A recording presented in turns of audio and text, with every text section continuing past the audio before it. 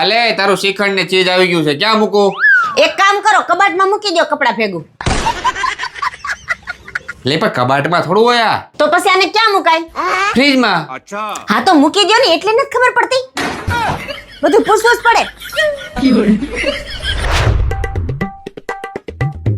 ઓય, એ ચીઝ બારું રાખો ને, ખમણવાનું છે, ફ્રીજમાં બરફ થઈ જાય.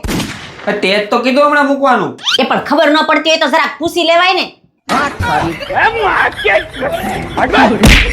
અરે બહુ આ થોડુંક વહેલું જમવાનું બને નાખી, બહુ ભૂખ લાગી.